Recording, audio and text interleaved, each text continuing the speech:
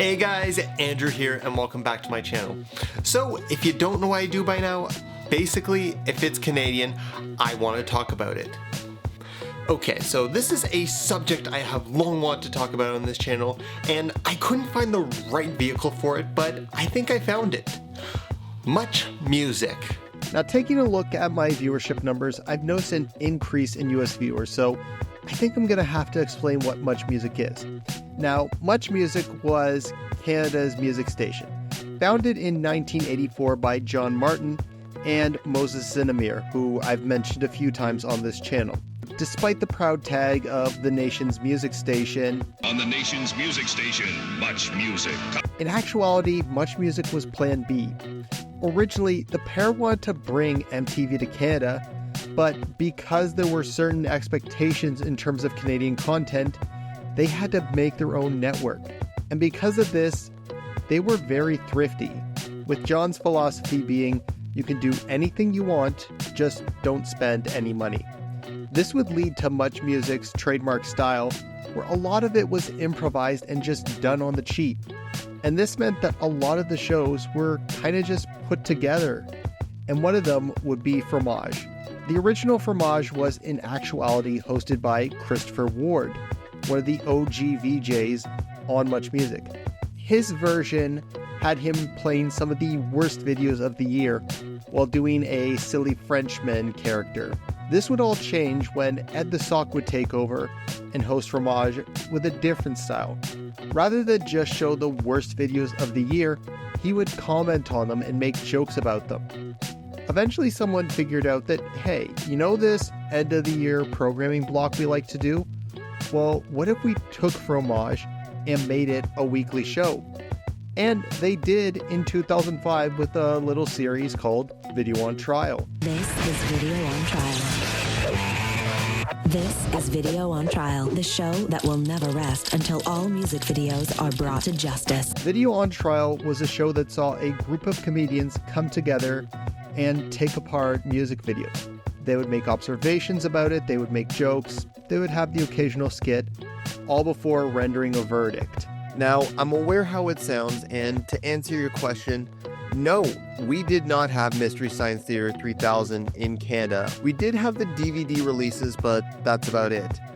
There's no official reason, but the prevailing theory is that, along with getting the rights to the show itself, we would also have to go through and get the rights for each movie. Now, with all that being said, how did Video on Trial age? Is it solid gold, or did it age like milk left on a radiator? Let's take a look. Okay, so this won't be an easy one. Comedy is hard, and what may be funny at one point may not hold up over time. And with 250 episodes of Video on Trial, a lot of jokes were made, to say the least. One of the big things I notice now on my rewatch is how often they seem to reach for the easy punchlines, particularly Britney Spears, Paris Hilton, or Lindsay Lohan, which I understand they were popular targets at the time. But listening to them make those jokes now, with what we know about what these women were going through, it comes across as a little mean and, to be honest, a little bit sexist. For example, Paris Hilton. This is from back when Lindsay Lohan had the rack that made her famous. Now she just looks like a pool cue wearing a wig. her hands. Those are half of the Britneys that are actually living inside her head. And the other half are making pizza, y'all. Even if they weren't in the video themselves, they would find a way to make fun of them. She sounds a lot like Britney, which makes me think that right now she's probably in a trailer park with a lawn full of unwanted babies. Sarah should note that the dog in this video has slept with both Tinkerbell and Paris Hilton. But it wasn't just those three, as it seems like anytime they made fun of a female artist, the go-to jokes were about their sex lives and sometimes their weight. Which one of the Pussycat Dolls has an STD? See, this is Taylor Swift with a drinking problem and a little sprinkle of whore. She has come a long way from Genie in a bottle. She no longer fits in the bottle. Why does everybody think she's hot? I've said it before, and I'll say it again. She's gotta I don't think this will surprise many of you, but Perez Hilton was a guest panelist. since, his thing in the 2000s was making fun of celebrities in the headlines. And if they didn't have an artist to make fun of, they would just crack jokes at their co-host. She just ate one of his fingers. I wouldn't do that. You don't know where it's been. I mean, Sabrina probably has a pretty good idea. Odds are it's been in her bum. Oh, they're not two young boys. Those are Trevor's dates. You want my disease? Take Boomer. He's got them all. Herpes, genital warts, gonorrhea, syphilis, scurvy. The thing about these jokes was that a lot of times the punchline relied on edgy humor, and that's my main gripe. Once or twice it's fine, but it's joke after joke. It's not going to have the same impact when it's more than once. One notable way this backfires was in the episode Barely Legal, which features artists who are either just of age or underage, as a lot of the jokes now just come off as kind of creepy. How old are they? Don't tell me until I reach prison. Anne must go down with the ship, or Trevor must go down on the band. I don't remember.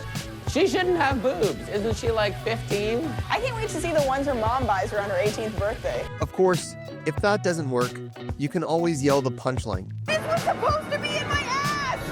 Ah! It's on the curb! It's caught!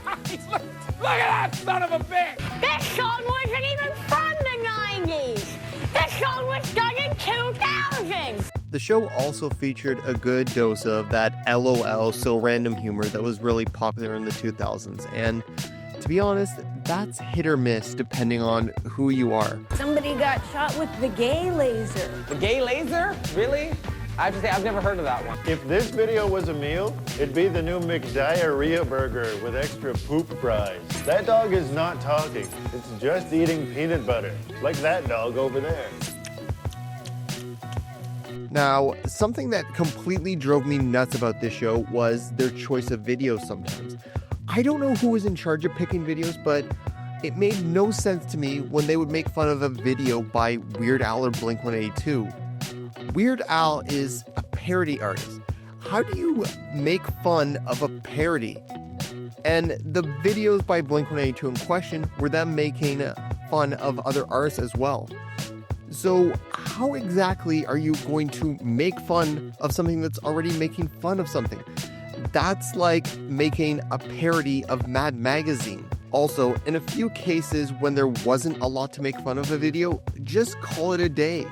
It's really awkward watching them try and make jokes at something that there's nothing to make jokes about. And I guess one minor issue is that one thing about this show that didn't age particularly well is that some of the references are a little dated. Like whenever they mention MySpace or they whip out a cell phone and it's one of the old analog ones that has a physical keyboard. Back in the day, Video on Trial was a big hit.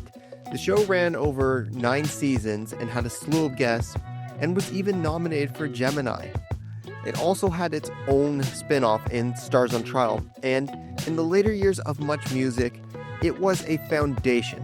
In a sense, this show was perfect for young Andrew.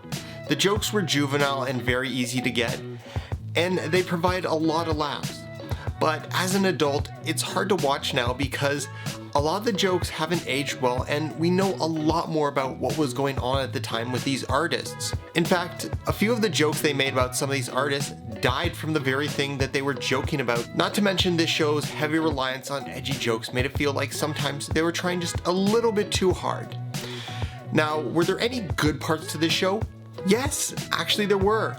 One part about rewatching it is I noticed a lot more jokes that had an emphasis on wit and being clever that I missed when I was younger. And I appreciated those jokes more now because, well, they're the ones that seem to have aged pretty well.